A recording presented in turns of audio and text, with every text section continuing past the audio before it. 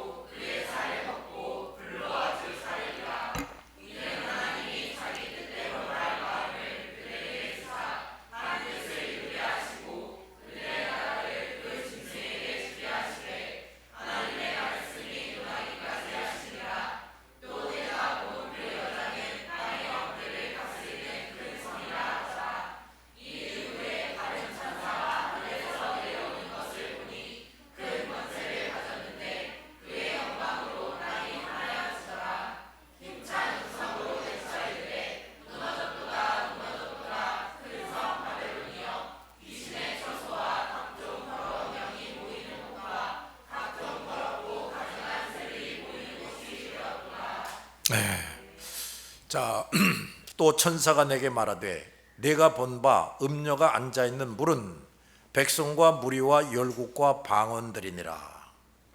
자, 지난 시간에 짐승과 음녀에 의해서 그토록 화려하고 풍부한 것으로 모든 불신자와 우상숭배자로 하여금 하나님을 멀리하고 세상에 빠져 살게 했던 이 물질 문명의 세계, 세상주의, 인본주의의 세계가 멸망하게 된다는 것을 알 수가 있었어요.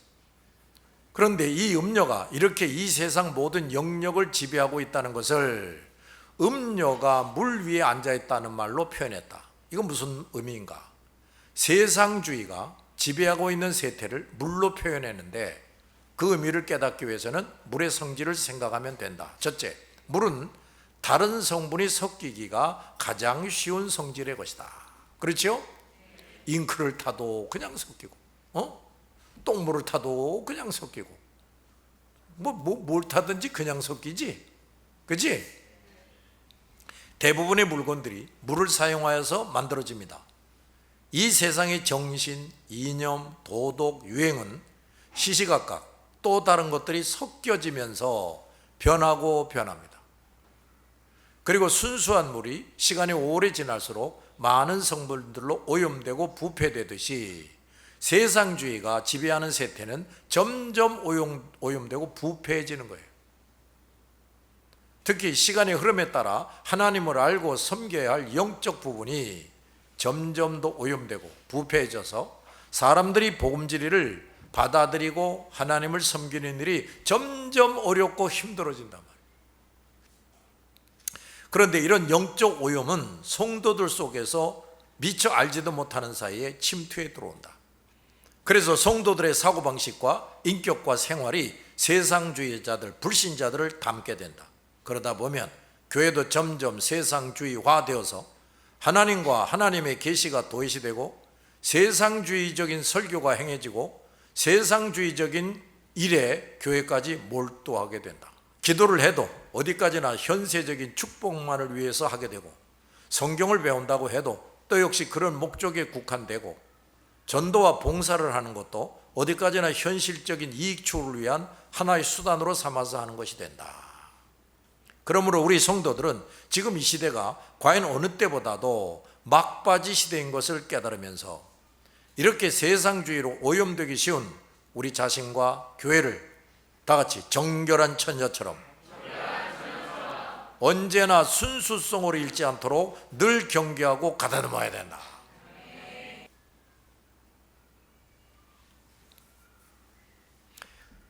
그러기 위해서는 우선 우리 각자가 날마다 하나님의 말씀의 거울에, 무슨 거울?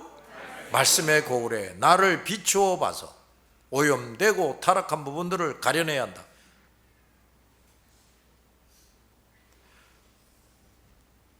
그리고 그렇게 기도한 것으로 끝내는 것이 아니라 또다시 그릇된 사고방식과 그릇된 생활에 빠지지 않기 위해서 끊을 것은 과감하게 끊어버리고 떠날 것은 떠나야 한다.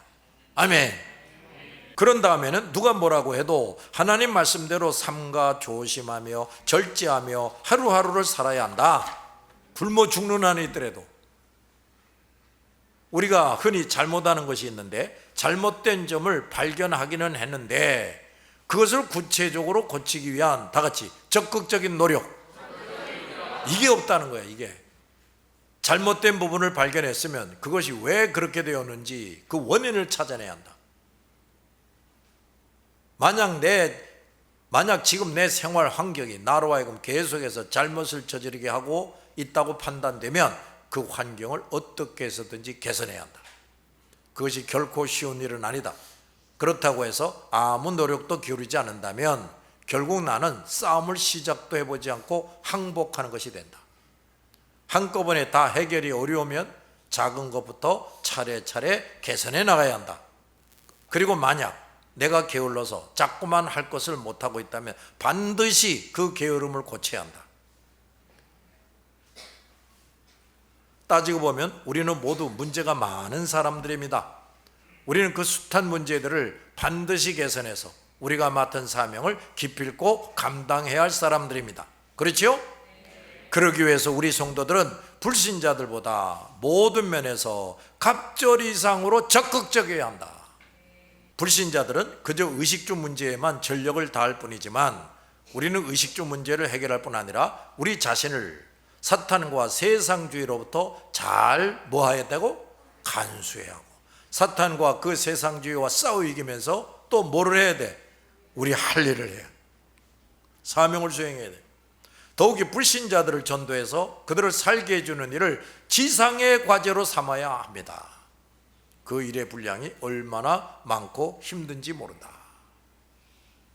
그러한 우리가 저 불신자들이 그저 의식주 문제만을 위해 애쓰는 것보다도 애쓰지 않고 우유부단하게 살아간다면 어찌 구실을 다할 수가 있겠냐 말이에요.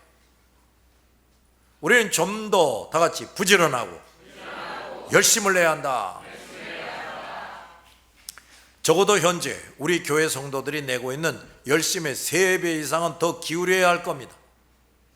그래야 여러분 자신이 과연 성장하고 우리 교회가 교인다운 교회가 계속 되어질 거예요. 지금 정도의 열심 가지고는 결코 안 됩니다. 두 번째, 물은 유동성이 강해.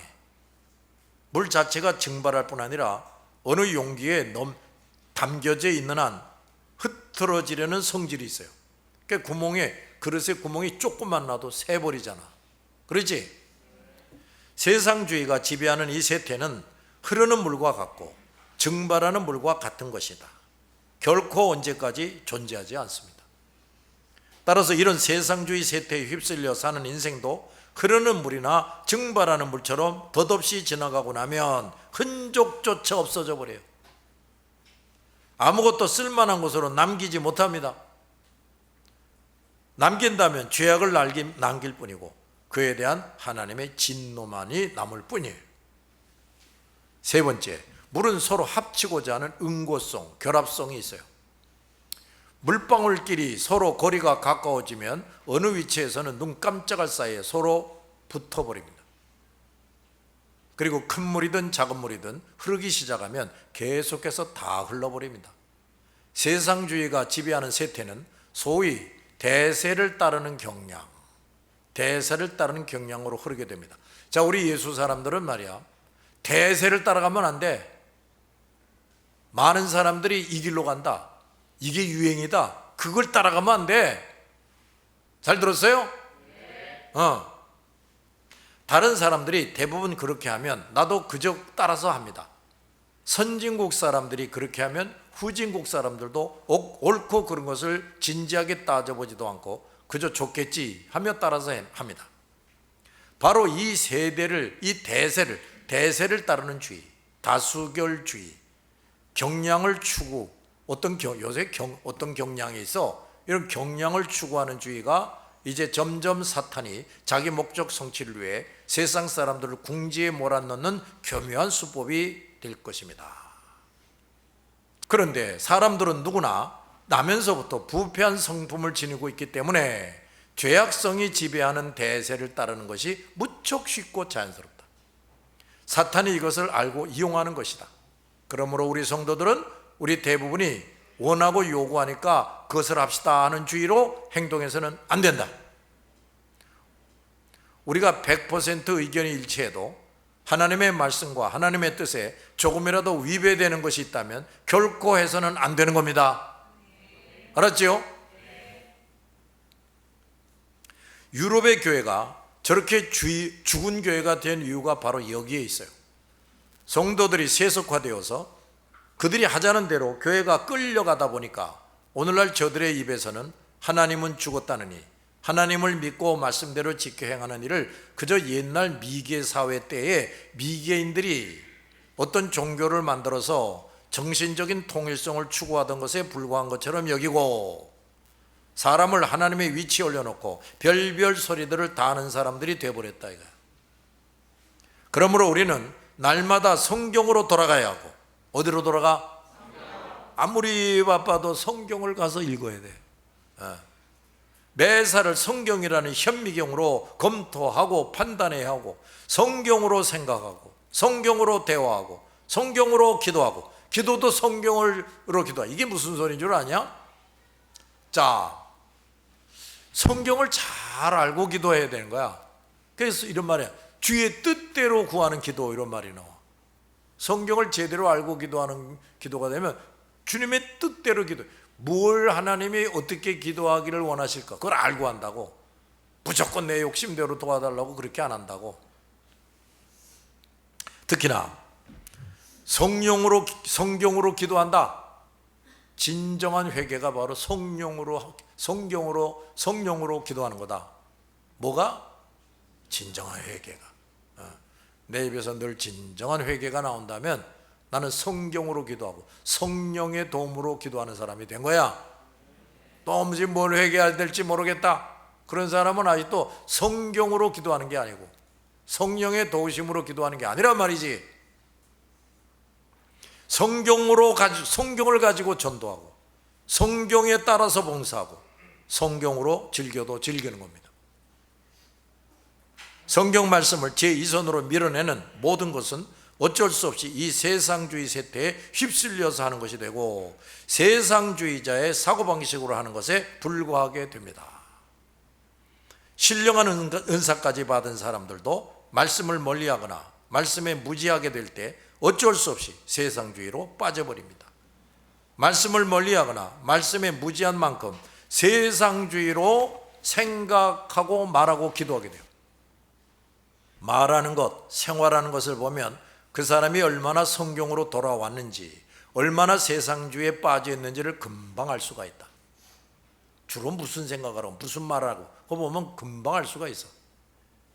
자, 여러분, 다른 것들이 자꾸만 섞여져서 오염되고 부패해가는 세상주의 세태, 그리고 이렇게 오염되고 부패한 부분들이 서로 하나로 합해지는 이런 세태, 그리고 그저 흐르고 증발해서 덧없이 사라져버릴 이 세상주의 세태를 멀리해야 됩니다.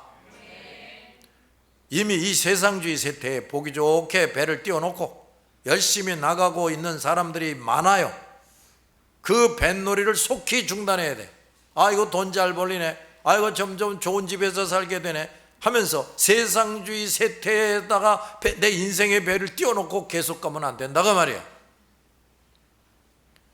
만약에 그거 중단하지 않으면 망망대해로 밀려나가다가 큰 풍랑을 맞아서 침몰당하게 됩니다. 세상주의 세태에 편승하면 그 결과는 반드시 침몰이에요. 하나님은 어느 순간까지는 여러분이 세상주의 물결을 타고 뱃놀이 하는 것을 내버려 두시면서 여러분 스스로가 돌아오기를 기다리십니다. 그러다가 그때가 찰 때까지 안 돌아오면 배가 한복판에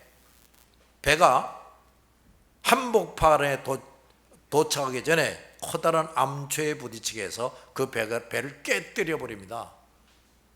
그렇게 되면 그동안의 수고와 모든 연락, 즐기고 기뻐했던 것, 이런 것들이 다 헛된 것이 되고 수치와 낭패를 겪게 돼요.